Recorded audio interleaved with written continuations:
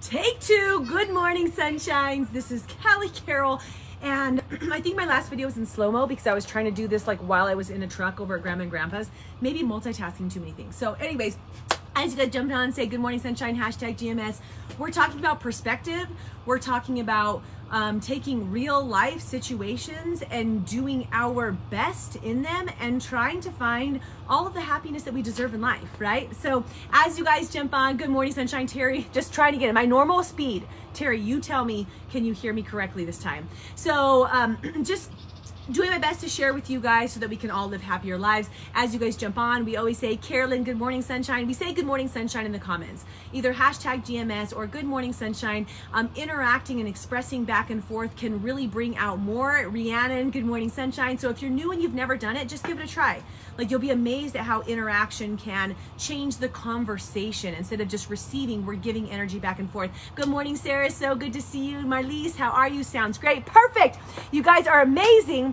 So we always start off with something that we're grateful for. I was just expressing when my video wasn't working before. Good morning, Auntie Vicky, that I am so grateful for air conditioning, you guys. It's going to be 101 degrees out today. And my, not only do we not want to be hot, but my baby boy can't be hot. Like, with his newfound conditions, heat is so bad for him, so we kind of have to hide out as much as possible. Good morning, Kylie. Good morning, Justin. We are back. That's right. And we are on it. Now I can tell because people are jumping on. There were like 7 people. I'm like, where is everybody? They didn't want to watch me talk in slow-mo. Makes sense. So share something you're grateful for. Friends, family, in tough times. Kylie. So true. I'm so grateful for that. Grateful for your butterflies you guys are sharing, for Mr. Witt and John. Friends and family, man, you guys are just on top of this today. Couldn't agree more. And then let's talk about the subject. So if you guys have watched me for any amount of time, you've probably noticed that I am pretty damn authentic and transparent in my shares. And it hasn't always been like that. I have had moments in my past, like many of us have probably had, where I think pride is the right word, like where I was fearful of judgment. I was fearful of people's opinions. I was so worried about, right, like how I would show up, like especially I think back to my bankruptcy days. I didn't want anybody in the neighborhood to know what I was going through because they weren't necessarily experiencing the same things, and I felt about it. Good morning, Jolene. So I hid, and I got internally sick because I was so like put off to like, right, having that complete authentic share. No longer am I like that. I'm an open book because what I found is that when I share from my heart, you guys are able to receive and realize that it's okay. You might have those same sort of feelings and we can all make it together. Good morning, Senna. How are you? Welcome, welcome. So here we go, right? I want to talk about receiving. And I talked to you guys about support. I've talked about support systems. I've talked about like all of the different things you guys have given in terms of prayer and energy and love and so many more items. Like, it's just crazy. And really just dive into that. So I want to express, first of all, I used to not be good at getting.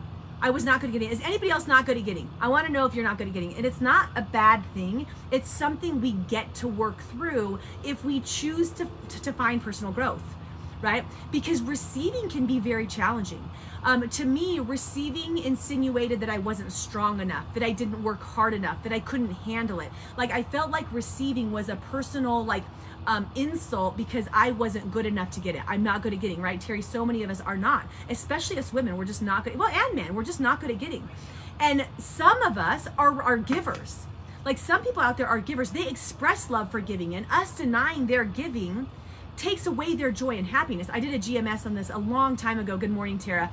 And it was, I mean, it's challenging, right? Those people want to give. They want somewhere to express their outlet, their energy, and you're not allowing them to. Good morning, Kat. They want to help you. They want to support you. They want to offer you advice or a shoulder or a hug or whatever that is. And you're like, no. So Melissa, isn't that interesting? You're a giver, but can you imagine if everybody denied you giving? Like, if they're like, you want to give them something, they're like, no. Like, it would cut you off. Good morning, Jenny. Welcome, welcome. So I used to be that, and just recently, you guys, especially through this experience with finding my son's different diagnosis of Langerhans cell histiocytosis, this cancer-like disease is it cancer, is it not? We don't know. This diabetes insipidus, all of these different things have like thrown me through this whirlwind. So a month ago, we were in Mexico having this interesting experience. Erin, how are you, my sunshine? You know, we were having this interesting experience where we were in Mexico, and like Witten's peeing all the time, like something's not right, it's off. But we're like we're doing normal life, right? Like we're out there and we're doing our best to enjoy ourselves. And I am, and so just background, right? Like I'm an entrepreneur. I run 3 different businesses. I develop over a 6-figure income with my different businesses that I run. And I focus on helping people find positive mindset, positive body image, and step into their greatness, right? This is all the different things that I do. All of a sudden, right, 4 days later, we're in a hospital. There's an oncologist walking into our room. There's an endocrinologist walking into our room. We've got this team of doctors, literally this team of doctors, letting us know that our kid has like multiple masses, tumors, around his skull and in his hip, and that we have this road of chemo that we're about to start. It's like, it was like this, like holy crap, we don't even know what's going on, right? We're so busy to even like try to realize what's going on. And with that, like right in that moment, you guys, my old self would have been financially concerned. My old self would have been like, holy shit, like what's happening? We're in the hospital. We have all these different things. My husband takes an emergency flight out home because he was in California. And I would have been like, John, how much did that flight cost? Because he just walked into the airport and said, get me to Denver like right this minute. And they got him to Denver right that minute. I would have been so freaked out. And it's amazing how God has taught me over the last decade and really gotten me to this point, like where I was just like, I didn't even think about it. Like not even a thought in my head. Like realizing that he is there to support me through the next stage of life, right? And I wanted to share this video authentically because 98% of you can, I guess, have some compassion about our situation or are wanting to give and support and help. And a lot of that is like when we first started our process, everybody was like, they wanted to bring us food, right? And you can only eat so much food. So my sister-in-law was like, I'm gonna give them a different place to give because people need to give right now. That's how they feel like they can do something for you because everybody feels so freaking bad, right? So she started this GoFundMe for us. And I was like, that's awesome. You know, instead of meals, they have this outlet, you know, if they were gonna spend 20 bucks in a meal, they can put 20 bucks into it in a GoFundMe. Amazing, right? I was not too proud at all. Where before, if you would have asked me, that would have petrified me to even say those words. And I've had 98% of you are on there, right? There's a couple people, there's a percent that's like, why would you even need that? Don't you have health insurance? Why would you guys need support right now? And I want to express that. I want to help you guys understand where we're at. And first of all, I'm not asking for anybody to give anything right now. That's not what I'm asking whatsoever. Are we getting good at getting? Yeah, getting, yeah, receiving, we are. I'm not asking anybody to give anything. Your love, your prayers, your light, your energy are everything that I ask for. That's what I ask for. That visualization of his body healing, that's what I ask for. If you have different ways that you like to give, this is just what I've learned, right, over the past month, and I want people to understand. So, do we have health insurance? We absolutely do have health insurance. We do through John's work. We pay our $1,000 a month like everybody else, right? No problem. We've set that all aside. Will Witten meet his out-of-pocket deductible for the rest until he's 18? And then I don't know what? Yes, he absolutely will. He'll have to have multiple scans, MRI, and of course this year, like we got our first bill. It's $92,000 in charges for our first hospital stay. We've had 2 hospital stays, not to mention all the different things. So that was $92,000. We only have to pay $300 or something. Right? Each year, that's what we pay for our out-of-pocket max. While we're still insured, there are chances they will boot us from insurance. Like we've understood that. Like we don't really know what's going to happen next, right? So yes, we have insurance. Now, over the course of, let's say 17, what's 17 times 8,300? I don't know what that number is. 150,000? That's an additional expense that we're going to have for the next 18 years that I didn't know was going to be there. I didn't quite know that.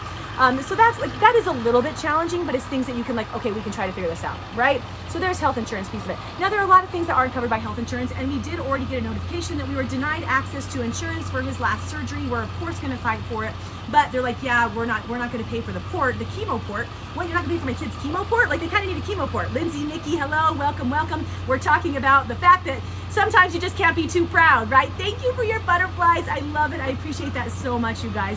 So there are things that might not be covered. We don't know what that happens. We don't know what that situation looks like, right? That's just part of the equation because that is what it is. There are extra expenses. There's driving it costs us $15 to drive to the hospital every time. There's the crazy gas expenses. There's everything that you guys notice. There's needing to have our house deep clean, sanitized. Stop! I'm on the phone. You want to see do hearts? No. Do they do hearts for you? You want to see two hearts? Look it. Do you want to see two hearts? Okay, well, I'm going to finish my video real quick first.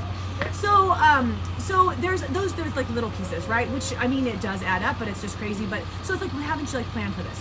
Well, we didn't plan for it. Honestly, I don't think anybody ever plans for their child to get diagnosed with multiple tumors and some sort of cancer-like disease that's going to forever affect their life and a long-term symptom. I think that we don't plan for that sort of thing.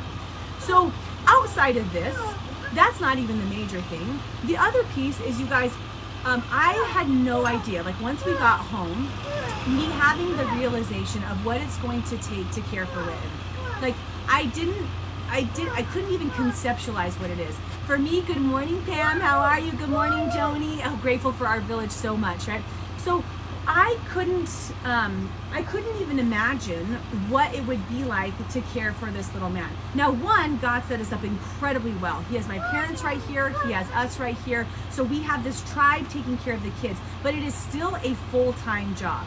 So as an entrepreneur who's worked for herself for the last 20 years, I don't have a leave of absence where I can get paid, right? Does that make sense? Like if I'm not operating and running my businesses, who is? So as an entrepreneur who's previously supplied over a six-figure income to pay for her family's bills, that income, I don't know what's gonna happen. I have no idea. I mean, right now, I try to check my messages, and the second I go in to check my messages, I've got 70 messages, and I'm trying to see which ones are work and which ones aren't, and say thank you and give love back. And then right away, right, Witten's in a position where he needs water. He's having whatever going on. We need to look at medications. We're reviewing something different. It is literally way more of a full-time job than I ever thought. I thought that it would be like, oh yeah, you just give him medicine in the morning and night. That's not the way it is. It's where you become, like, this is why families with like disabilities, right? It is a full-time job. You're a full-time caregiver. I've never been a full-time caregiver, you guys. If anything, I have an addiction to work. Like if there's any addiction I have, it's to work. And it has been for a long time. I love what I do. I love work. I love helping people. I love supporting them.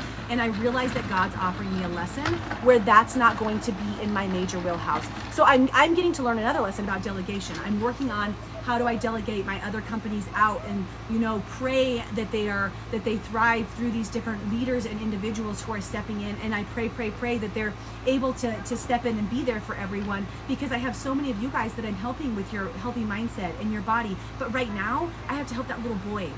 I have to be there, right? So really what it comes down to is, you know, for the people that question, why would we have a GoFundMe? Don't put any, I'm not asking any person to put it in there. Don't even look at it. I don't care, right? The people that have, like, I am shocked. Like I've gone in there twice. That's it. Because literally I'm too busy to even look at that. I don't even know where to start. Like it blows my mind. The people that we know, that we don't know, that have given $20, $500, I mean like all sorts of amounts. Like it's like, wow, all of these different humans, like they're just like, they just want something to be able to do, and it's helping them, and it's obviously helping us because there is such an unknown. So right now, like it's nuts. I went in there and there's like $16,000 in it. I'm like, oh my gosh, that pays for either our insurance for the next 2 years, right? Or for my income for the next 2 months that I'm not working.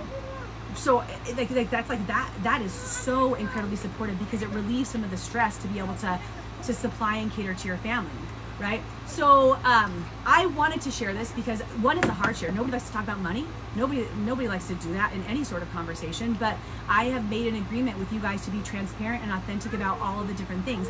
And in your life, there's probably somewhere that you should be receiving and you're not allowing others to give to you. That could be they're wanting to give you something in terms of support with your kids, right? This is the need of the past. Like somebody wants to help with your babies. They want to help you with a mission that you're on. They want to help you by supplying you with advice about maybe a situation that you're in. And you're like, no, Mikey, thank you so much. And you're not allowing them to give. Allow them to give. Giving gets them, that makes them happy. Stop shutting people down who want to give in your life. Learn to receive. It's a beautiful thing. And receiving, and I have to say this out loud to myself, you guys, multiple times, receiving doesn't make you any less. Receiving doesn't mean that you don't work hard. Receiving doesn't mean that you're not a strong person. Receiving doesn't insinuate weak. Receiving doesn't mean that you're not taking ownership of your world and your life. Receiving means that you're open for love. That's what it means. So if you haven't been a receiver, we had everybody answer before. Are you bad at getting? Like, right? Are you not great at getting? And if you're not, maybe just consider allowing for people to show up in your life. And instead of being like, oh my gosh, now they gave me this, so I need to give them this. What if you just got because they wanted to give and you just said thank you? Just said thank you, right? Like my friend brought over this like this shirt. I cannot tell you, like I'm so freaking excited about this tank that she brought me yesterday. And like usually like, oh my gosh, like what, like I got something, now I need to give something, whatever piece. And I was just like, thank you so much. Like I freaking love this, right? So there you go. Authentically me, sharing from all ends. Again, not asking for things, but open for whatever the universe supplies me. Because I know, like I was so scared the first time we were in a financial crazy situation with our bankruptcies and all of our different stuff. And I'm not fearful because I know God's going to show up in some way.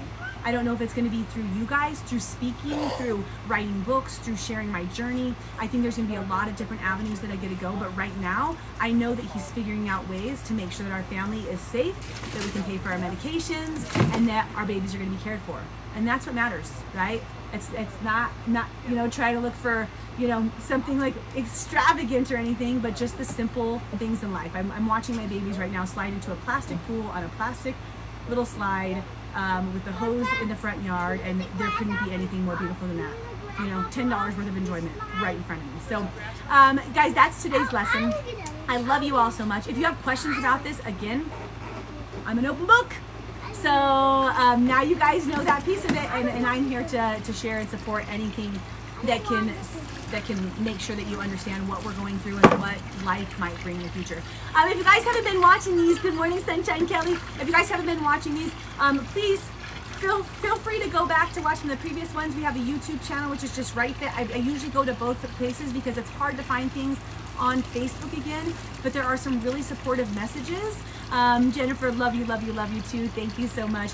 And if you guys have something specific that you need, that you want support and you want me to talk about, I can't promise that I will read your message within a month, but I will read it as soon as I can because that's our crazy lifestyle right now. Sue, good morning, Sunshine. Casey, good morning, Sunshine. Thank you for my car seats. I love you. Okay, you guys go have a beautiful day. Here's Whitney John. Let's just see him. He's over there. Where is he at? Wait, that's not Whitney John. That's Grandpa Scott. He's also doing life. Whitney, do you want to do hearts? Do you want to see them do hearts? Look it. Water. Do you want to see him do hearts? Whit and John, look. Whit and John. He cares none right now. You guys, love you. Have a good day. Bye.